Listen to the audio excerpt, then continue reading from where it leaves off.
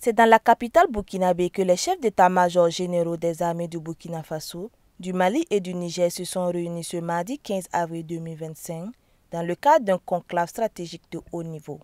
Cette rencontre, placée sous le sceau de la Confédération des États du Sahel, marque une nouvelle étape dans la construction d'une architecture sécuritaire commune.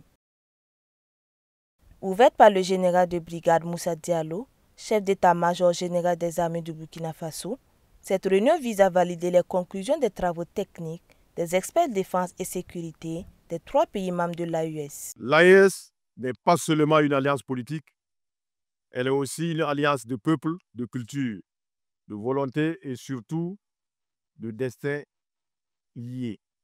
Nous inscrivant dans la vision des chefs d'État de notre confédération, nous devons aller au-delà de nos mots pour poser les bases concrètes de notre coopération militaire, partage de renseignements, opérations conjointes, formation commune, équipement adapté et stratégie unifiée.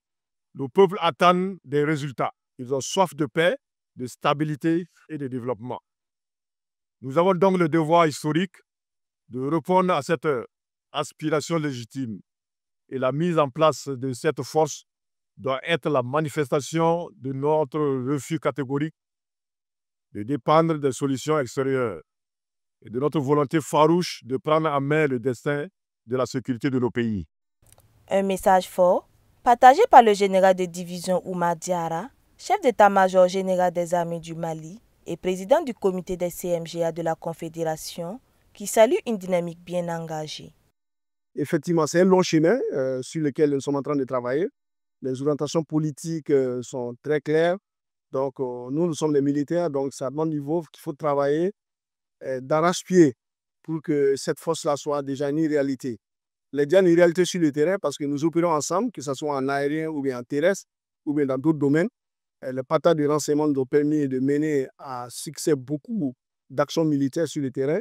Et je pense qu'aujourd'hui, c'est l'occasion aussi de faire le retexte, le retour d'espérance des 2 opérations terrestres que nous avons eu à mener aussi. Et au-delà, voir un peu vers la question de la mutualisation des moyens aériens.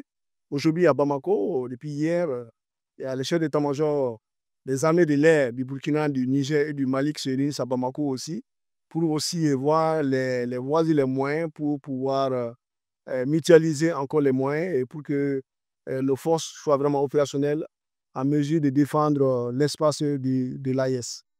Au-delà des travaux en salle, les chefs d'état-major généraux ont été reçus en audience par le président du Faso, le capitaine Ibrahim Traoré, chef de l'État.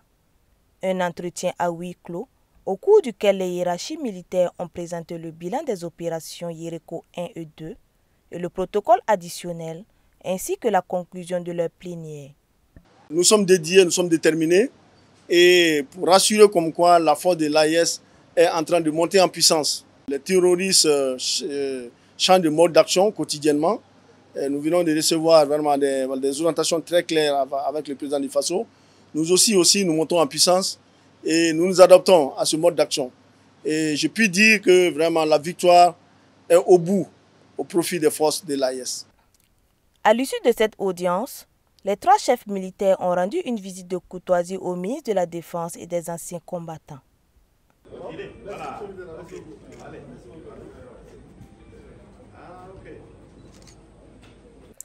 Par l'échange de parapheurs, les délégations ont scellé les engagements pris au terme de cette rencontre.